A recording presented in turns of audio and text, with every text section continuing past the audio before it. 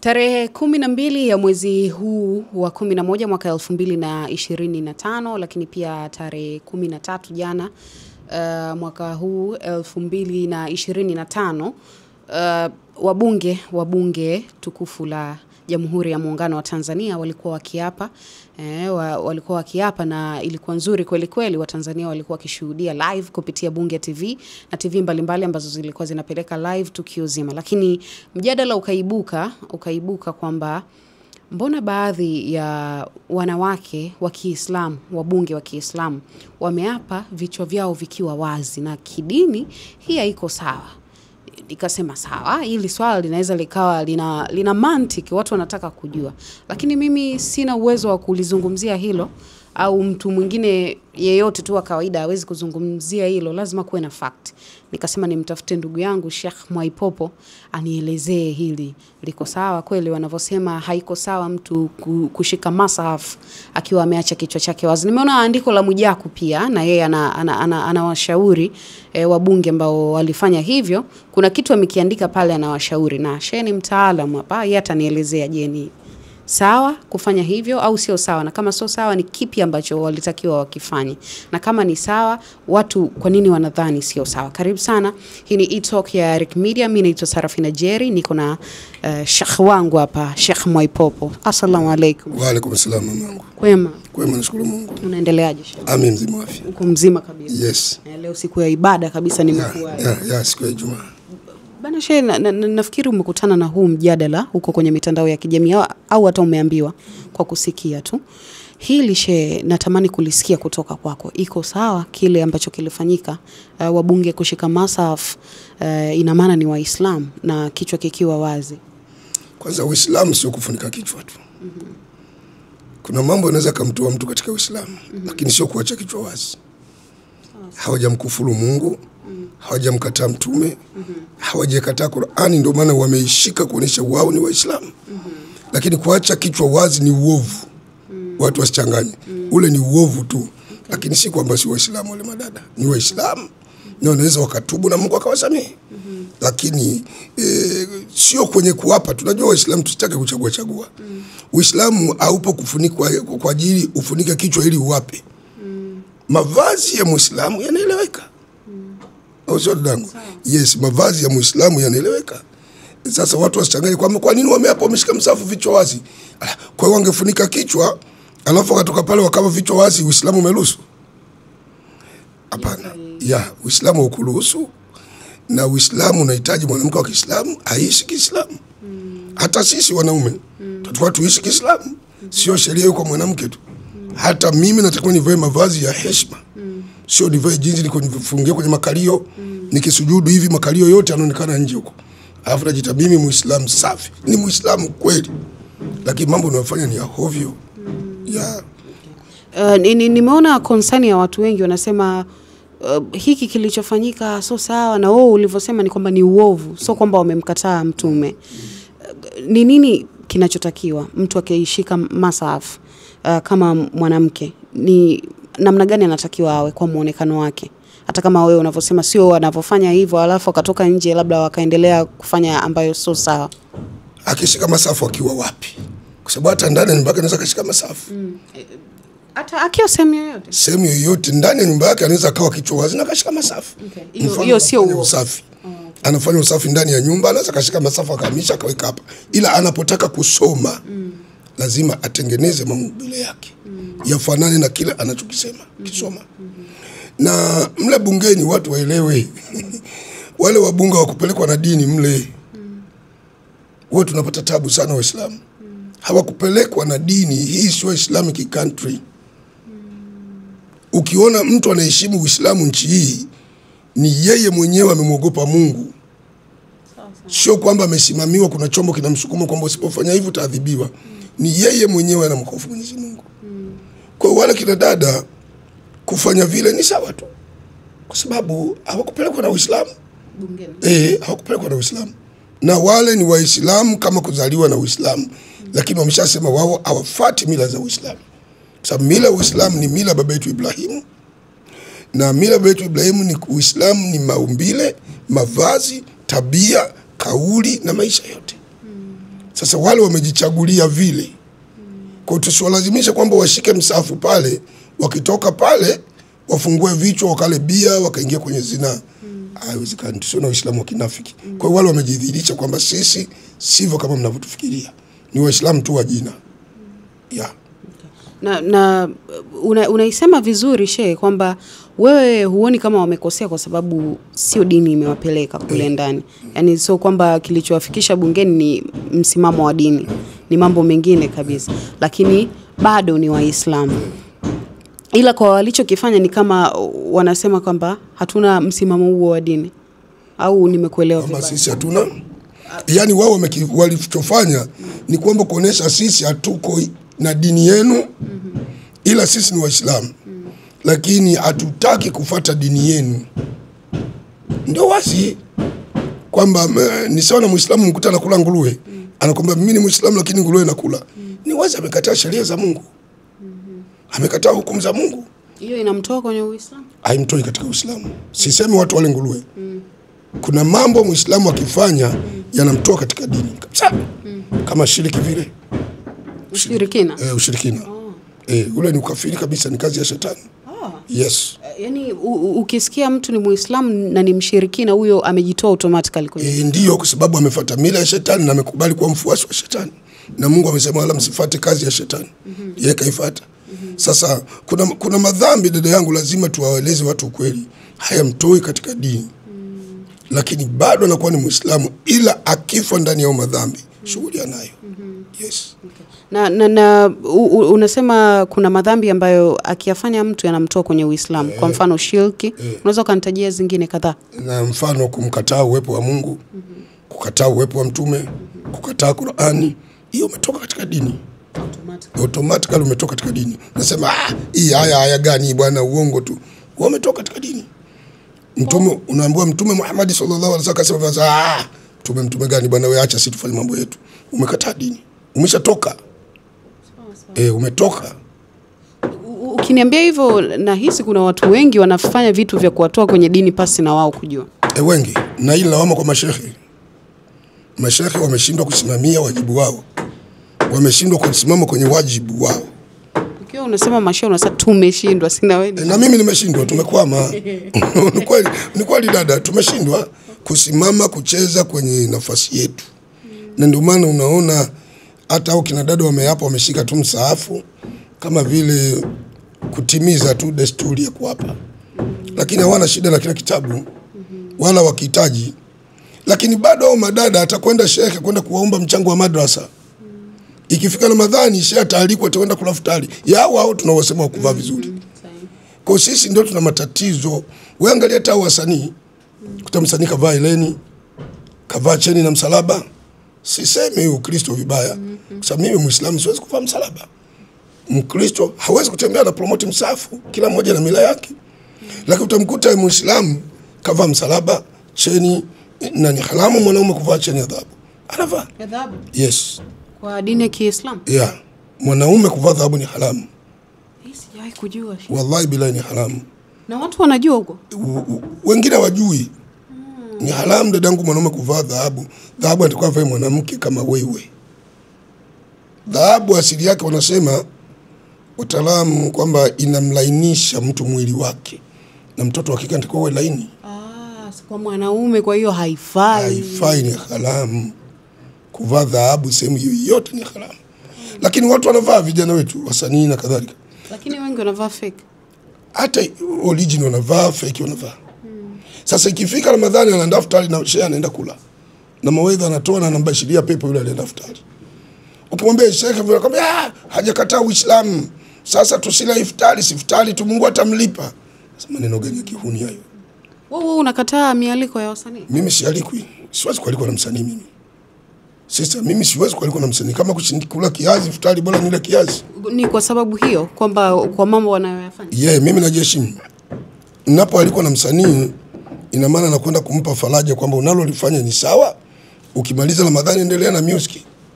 Kwa sababu ile pesa imetokana na muziki. Ni sawa na wewe kuwa na mtoto mwizi. Unamwambia acha wizi lakini analeta vya wizi unakula. Ni kazi bure tu. Kwa hiyo viongozi wa dini tujitafakari, tusipende kwa tunaeleza mambo kwa kudokoa ili kupata kiki. Na kama tumeamua kusema basi tuwe kweli. Tusikubali hata kuchukua pesa zao au waovu. Lakini wakishapata mapesa yao ya ubunge, wabunge wa hovyo kama hawa, wakishapata pesa zao wasanii, si ndio tunakwenda na njaa zetu.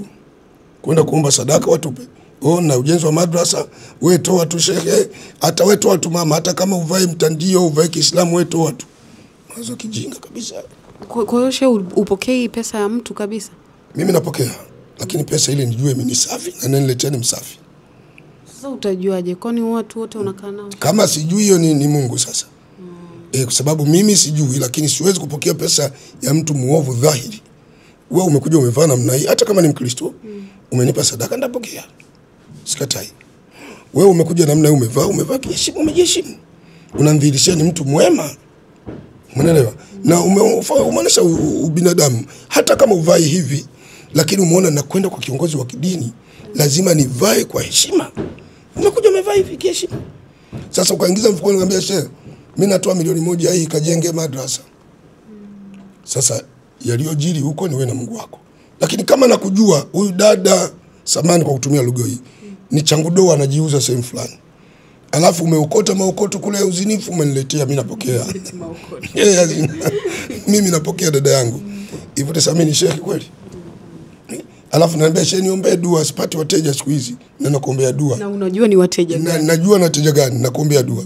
Au una baa, nakuombea baa yako upate wateja kwenye baa. Kweli dada. Kwa hata viongozi wa dini sisi ni wanafiki sana. Ni wanafiki sana. Yaani watu tunamsema mtu ambaye hajatupa hela. Akitupa hela tuna shida. Tumefikia wakati mgumu sana dada. Mgumu sana. Pesa ndio inausema. Sio utu wa mtu. Sheo uko mitandaoni, naamini hivyo. Unayoyaona mtandaoni hasa nafikiri na sasa na sisi ni nchi huru tu. Mtu akiwa Muislamu unajua huyu Muislamu, huyu Mkristo.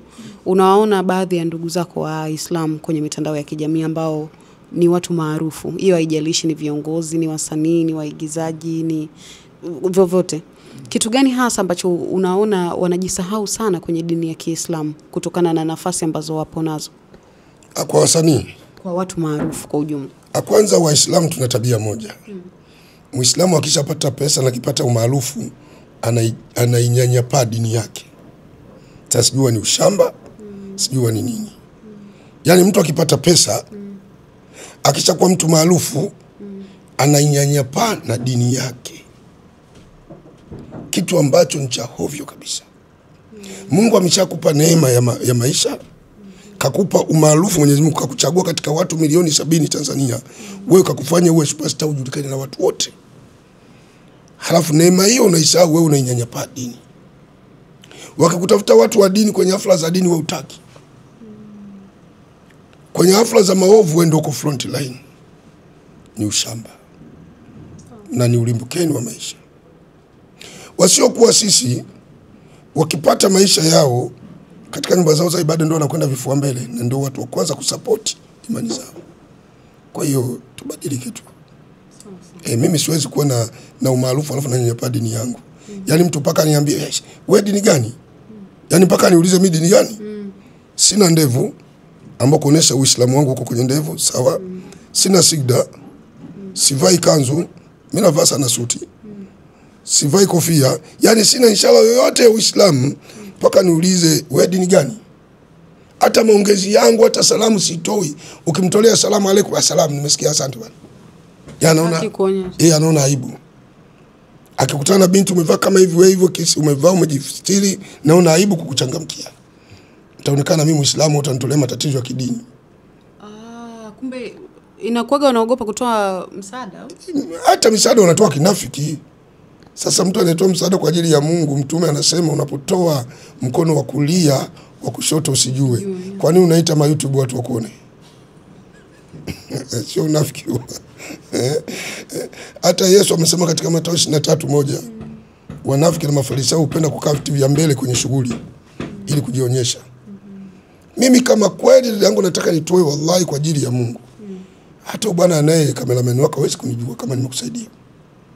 Sinatafuta ufalme wa Mungu, sio ufalme wa dunia. Aya kuwaita watu kwenye iftari umejaza watu na kamera zina rekodi. Nini bwana? Waite watu kwa siri. Wapate chakula kwa siri, kama kuna basha wape kwa siri. Kwa hiyo imebaki sasa sio dini, ni fashion. Wewe subiri mwezi wa Ramadhani utaona watu wanavyokuwa Waislamu. Wasanii wote watakuwa Waislamu. Vyangu doa wote wanakuwa Waislamu. Mhudhuria iftari ya.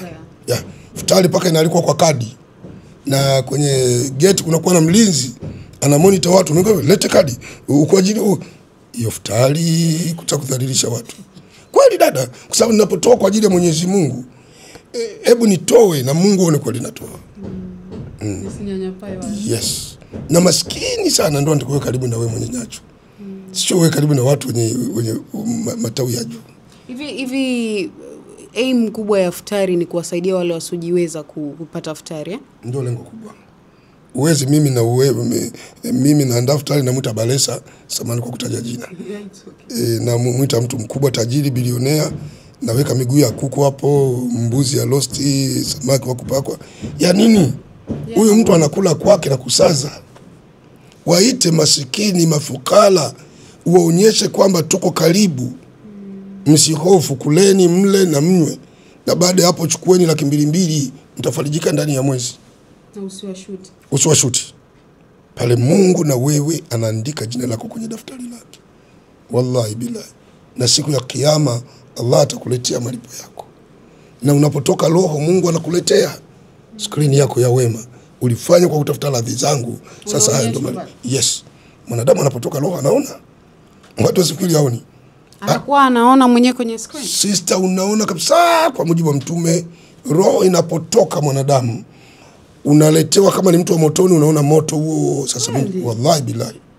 Na ndio maana kuna watu wanakufa wanacheka wanatabasamu. Kwa sababu wanaona uzuri. Amefanikiwa. Yes. Na kuna watu wanakufa haja kubwa na ndogo inamtoka. Anahamanika, analia. Ukimuuliza unalia nini, hana kauli tena ya kusema. Mimi mashem nakuaga mnajua kwamba huyu anaona anakoenda. Hata kama sijui, lakini nafsi yake inajua. Na maiti pale mnapoibeba mnaipeleka kaburini anasikia. Anawasikia nyinyi? Of course anasikia. Anasikia. Na anapoingizwa kwenye mwanandani anasikia. Watu wanapotoka ile mchakato unapokanyaga kwenye ardhi, watu wanatoka ile miguu inavyokanyaga. Wanavyoondoka? Yes, anajua. Mwanangu yule, mdogo wangu huyo, mama amelia sana leo. Unabaki kaburini. Na pale ndo Mtume sallallahu alaihi wasallam anasema utakutana na viumbe ambao hujawahi kuona. Bwana Mtume anasema ogopeni usiku wa kwanza wa kaburini, usiku wa kwanza. Mfano tumekuzika leo saa 7, usiku wa kwanza kaburini. Wallahi utakutana na viumbe ambao hujawahi kuona toka uzaliwa. Kuna viumbe ambao hujawahi kuviona toka uzaliwa.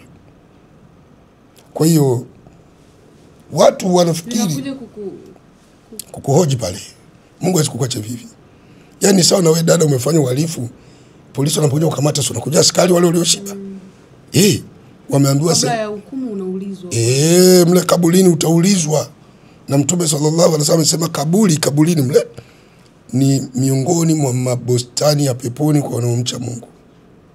Na kaburini ni miongoni mwa mashimo ya motoni wanaomwasi Mungu. Na adhabu ya mtu yoyote inaanzia kaburini. Hata Biblia imekubali. Kwenye kile kisa cha Lazaro na tajiri, ukisoma katika Luka au Marko inaeleza mtu alikuwa mkubwa anakula na kusaza, na maskini anaitwa Lazaro alikuwa na vidonda, hata mbwa walitamani kulambalamba vidonda vyake.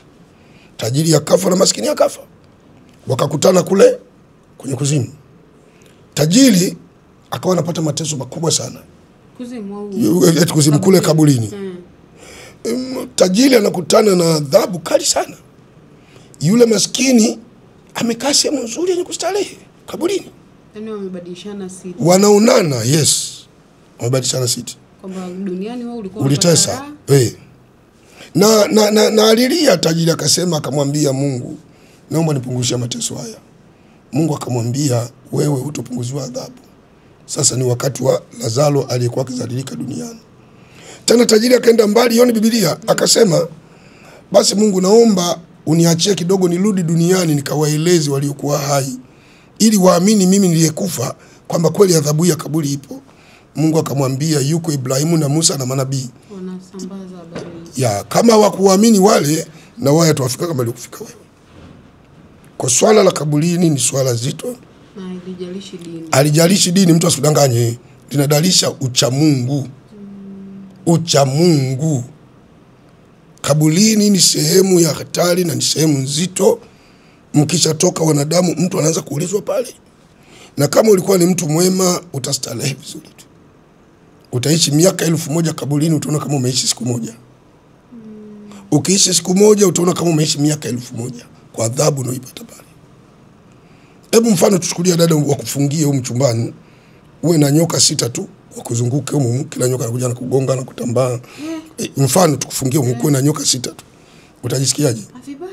Hiyo hata kabla sijawa, yani unavyoniambia sasa kaburini kuna nyoka huyo. Wallahi bila yuko nyoka.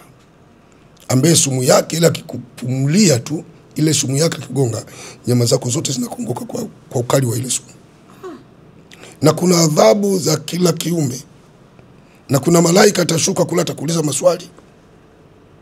Kwa hiyo watu wasifikiri Mwenyezi Mungu ametuleta tuje tufanye mzaha.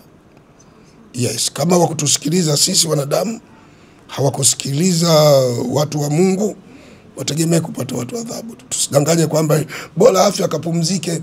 Pumzika kwa amani baba, umetoka. Nani anakuambia kule kuna amani? Kaburini hakuna amani. Amani unaitafuta mwenyewe hapa. Kaburini ni shida na ni dhiki. Ila kama ulitenda mema huku kule wala usiwe na hofu. Usiwe na hofu. Umewahi kuwa karibu na wasanii? Hapana. Kwa sababu mimi naona wasanii na mimi mbali. Ila sipendi kuwakaa nao mbali. Sasa nikiwanyanyapanda kwa bado sijafanya haki yangu.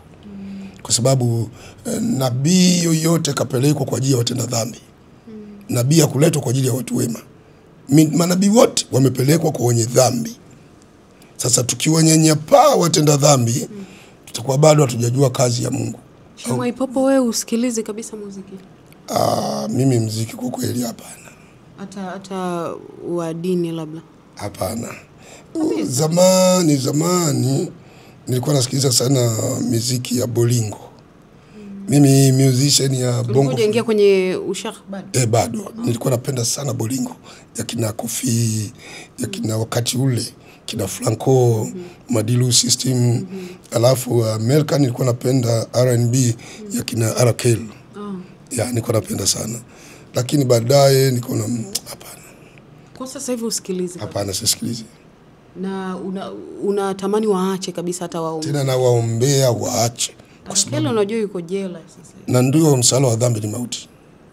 Kwa sababu maovu aliyofanya analipwa hapa na kwa Mungu atayakuta. Kwa hiyo ukipata kijana wako au ndugu yako anakwambia anataka kuingia kwenye muziki, hilo utoruhusu kabisa? Sasa ngoja nikwambie, mimi hata mtoto wangu nishamwambia. Sio kwamba mimi na watoto wema, hapana. Nao watoto wengine wahuni nao. Lakini nishawaambia kwamba wallahi na hapa yoyote atakayeingia kuimba muziki kwangu asikanyage. Hata kama anaimba mambo ya dini. Hata aimbe nini, nikifa mimi. Kwenye dini unaimba nini? Kuna zile kama yule Mahel Zain namwita. Labda ile kaswida. Labda kaswida. Lakini music ya kwenda bar, umevalia suruali kwenye makalio yoyo masela. Aise, nishamwambia mwanangu hata wewe trilionea, wallahi kwangu usifike, nikifa usishike jeneza langu na wala usisimame mbele yangu, kwa sababu umenivua nguo, umeonyesha ulivyokuwa fedhuli. Lakini huko kwenye ukoo wako labda wa Mwaipopo huko, ndugu jamaa marafiki, hakuna hata msanii huko? Wasanii wa muziki ya yoyo hamna. Hamna. Si Wanyakyusa, muziki si asili yetu. Wapo Wanyakyusa, sasa kina Rayvanny wale. Wanaimba kwaya, hao wenyewe wamekuja kwenye musician, wamechupa mipaka tu. Wanyakyusa wengi wanaimba injili. Na wengi ni Wakristo. Na kwa kweli muziki ndio chanzo cha maovu. Ukikasa muziki wa sasa hivi. Muziki wa zamani wa kina Malajani, Rajabu, ulikuwa unatoa elimu. Hata taarabu ya zamani ukiangalia sio na ya sasa. Zamani taarabu dada yangu unavaa namna ulivyovaa umependeza, kiheshima, umekaa mnasikiliza taarabu, mnakunywa kahawa, baadaye mnaondoka zenu. Lakini taarabu ya sasa watu wanaenda kwa uchi, wanakata viuno, pombe inanyweka. Yaani vitu vimekuwa vurudu tu. Mfumo wameubadilisha wenyewe. Mfumo umebadilisha kwa sababu shetani ana miundombinu mingi. Shetani ana miundombinu. Kwani shehe unajaribu kuniambia kwamba muziki wa zamani ulikuwa ni sawa kuimba kuliko sasa hivi? Hapana, siwezi kusema ni sawa. Ila anasema tu yale mashairi yao. Yalikuwa kidogo yana style. Yana style. Unaweza kusikiliza muziki na baba mkwe yupo. Mfano ile muziki ya Marijani Rajabu. Ile Zuena usimpe malazi. Unasikiliza? Tumesikiliza hiyo muziki wa mapenzi lakini unasikiliza. Unasikiliza. Tumesikiliza kwa sababu hakuna mtu aliyekuwa kama malaika tu dada, sikudanganye. Awe shekhe, awe mchungaji, awe askofu. Hakuna mtu aliyekuwa kama malaika kwamba hajawahi kusikiliza muziki, yuko shule hajatoroka kwenda dance, hayupo. Hawajawahi kupigana shule, hayupo. Wanasema kila mtu ana dhambi zake ambazo hakuna mwingine anajua, yeye anazijua. Yeye anajua. Na akizikumbuka lazima atubu aliye kwa Mungu. Na ndio maana tukaitwa binadamu. Na mtu dadangu asiodanganye kwamba binadamu anatakiwa aishi kama malaika. Hata binadamu ni mtu mwenye kukosea. Na Mungu katuumba tuwe hivyo. Na ndio inatupa ukamilifu. Yes. Nikijifanya mimi kila bana hicho mimi niulize bwana wewe malaika una matamanio? Sababu kuna mtu anataka kujifanya yeye ni mtakatifu. Ni kweli lazima tuchukie dhambi na tukatae dhambi. Lakini hata mimi ninazo za kwangu. Kila mtu ana dhambi zake. Kuonesha ni binadamu. Hiyo ni sehemu ya madhaifu. Lakini inabidi uzikatae. Usipigie debe dhambi, usizishangilie dhambi, usizipigie upatu dhambi. Ni makosa. Sawa. Unaiongea vizuri sana shehe. Natamani tupige story zaidi na zaidi na zaidi. Kwa haraka kwa kumalizia tu shehe. Umeiongea vizuri ile ya wabunge. Kitu kikubwa ambacho unaweza kuambia Watanzania ni nini, kwa sababu ni mjadala ambao unaendelea mtandaoni kwa kasi. Nimeona mtu kama Mwijaku amepost. Mwijaku ana followers wengi kwenye ukurasa wake wa Instagram. So akikiandika kitu kinafanya watu waendelee kuzungumza zaidi. Yaani Mwijaku amepost kuhusu wale wabunge. Sasa ukisikia asitaki kumwataki Mwijaku, asinione kama namfuatilia sana. Lakini hivi Mwijaku yeye anaucha Mungu kwa kukosoa wale. Nikusomee. Anasema wabunge wa Kiislamu wanawake mlioapa mkiwa mmeshika Quran au Masaf na mkiwa vichwa wazi, na wasihi fanyeni mnaisoma jeshe.